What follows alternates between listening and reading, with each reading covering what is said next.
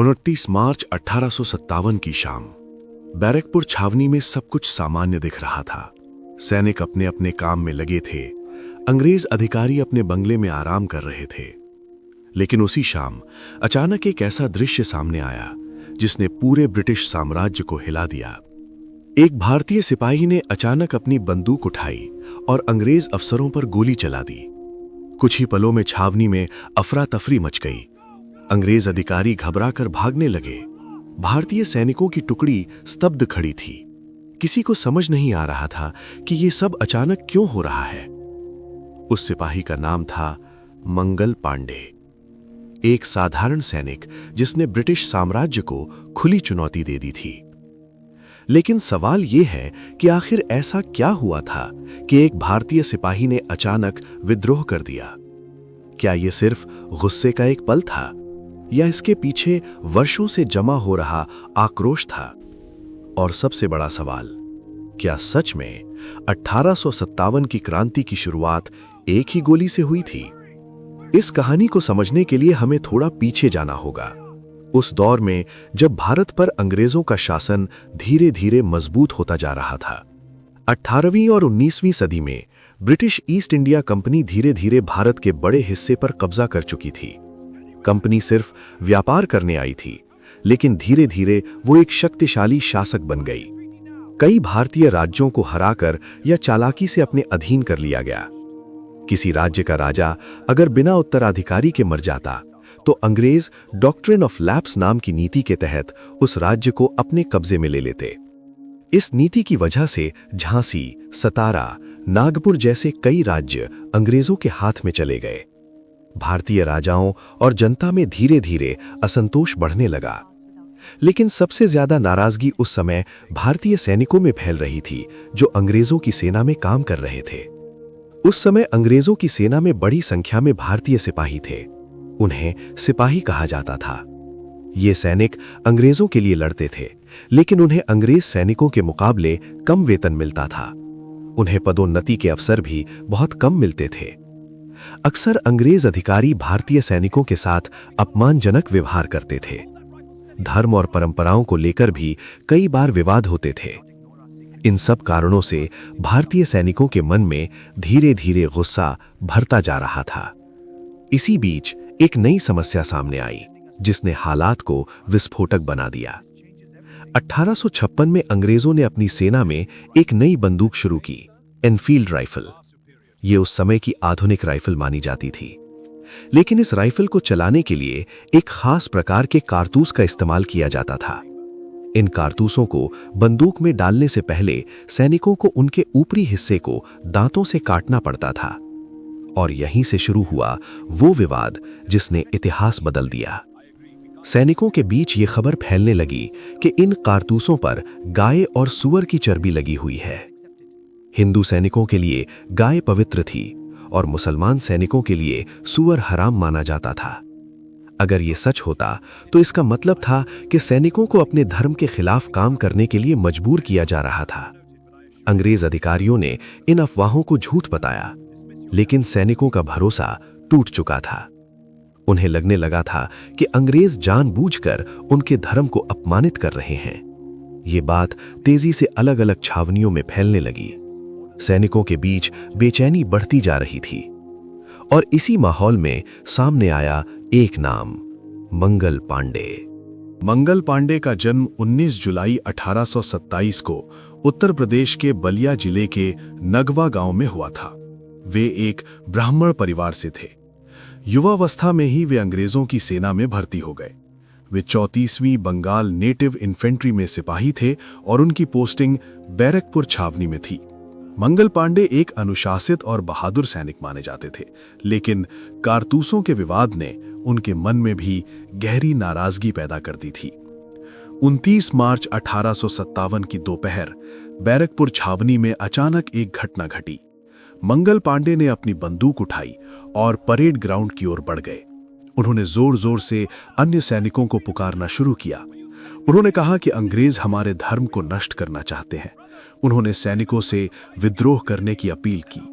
कुछ ही देर में यह खबर अंग्रेज अधिकारियों तक पहुंच गई। सार्जेंट मेजर जेम्स ह्यूसन सबसे पहले मौके पर पहुंचे। जैसे ही वह मंगल पांडे के करीब आए, मंगल पांडे ने उन पर गोली चला दी। गोली चलने की आवाज से पूरी छावनी में हड़कंप मच गया। इसके बाद लेफ्टिनेंट हेनरी बाग घोड़े पर सवार होकर वहां पहुंचे। मंगल पांडे ने उन पर भी हमला कर दिया। उनकी गोली से बाग का घोड़ा गिर पड़ा और वे जमीन पर गिर पड़े। इसके बाद दोनों के बीच हाथापाई शुरू हो गई। मंगल पांडे पूरी तरह गुस्से में थे। उन्होंने अपनी तलवार से हमला करने की कोशिश की, लेकिन इस दौरान बाकी भारतीय सैनिक चुपचाप खड़े रहे। वे ना तो मंगल पांडे का साथ दे रहे थे और ना ही अंग्रेज अधिकारियों की मदद कर रहे थे।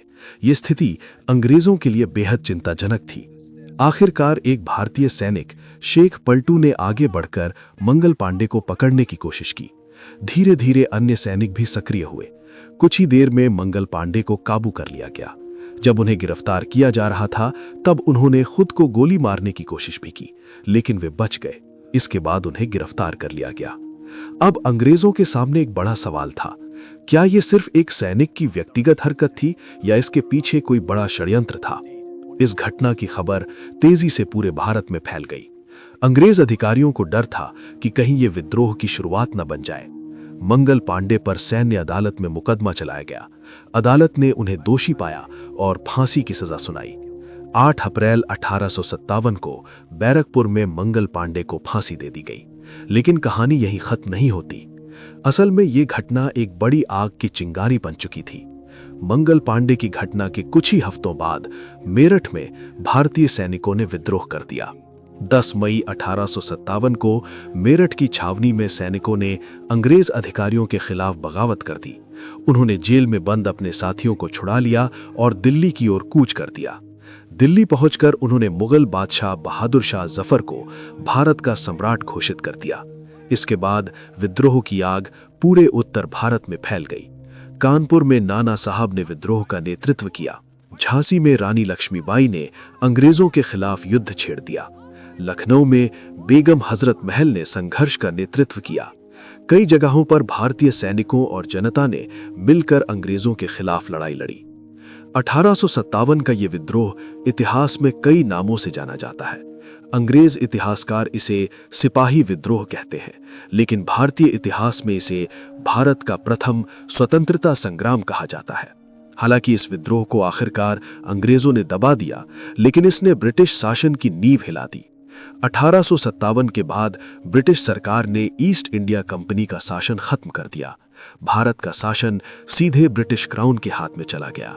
साथ ही सेना और प्रशासन में कई बड़े बदलाव किए गए। लेकिन सबसे महत्वपूर्ण बात यह थी कि इस विद्रोह ने भारतीयों के मन में स्वतंत्रता की भावना को मजबूत कर दिया। आने वाले वर्षों में यही भावना धीरे धीरे एक बड़े स्वतंत्रता आंदोलन में बदल गई। और जब भी 1857 की क्रांति की बात होती है, एक नाम सबसे पहले लिया जाता है, मंगल पांडे। एक ऐसा सैनिक जिसने डर के सामने घुटने टेकने से इनकार कर दिया, जिसने एक शक्तिशाली साम्राज्य को चुनौती देने की हिम्मत दिखाई। आज इतिहासकारों के बीच इस बात पर बहस होती रहती है कि क्या मंगल पांडे की कार्रवाई पूरी तरह योजनाबद्ध थी या ये अचानक हुआ विद्रोह था। कुछ इतिहासकारों का मानना है कि वे उस समय बेहद आक्रोशित थे। कुछ का कहना है कि ये विद्रोह पहले से ही सैनिकों के बीच पनप रहा था और मंगल पांडे ने बस उसे सामने ला दिया।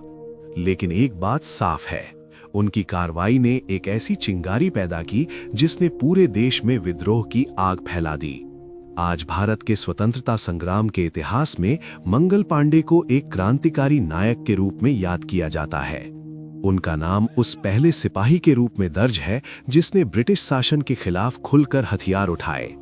बैरकपुर की वो घटना सिर्फ एक सैनिक का विद्रोह नहीं थी, वो उस गुस्से की अभिव्यक्ति थी जो वर्षों से भारतीयों के दिलों में जमा हो रहा था। और शायद यही वजह है कि इतिहास में कभी-कभी एक छोटी सी घटना भी बड़े बदलाव की शुरुआत बन जाती है। 29 मार्च 1857 को चली वो गोली सिर्फ एक आवाज नहीं थी, वो आने वाली क्रांति की घोषणा थी। एक ऐसी क्रांति जिसने भारत के स्वतंत्रता संघर्ष की दिशा बदल दी। अगर आपको इतिहास की ऐसी सच्ची और रोमांचक कहानियां पसंद हैं तो बताइए अगला वीडियो किस पर बनना चाहिए।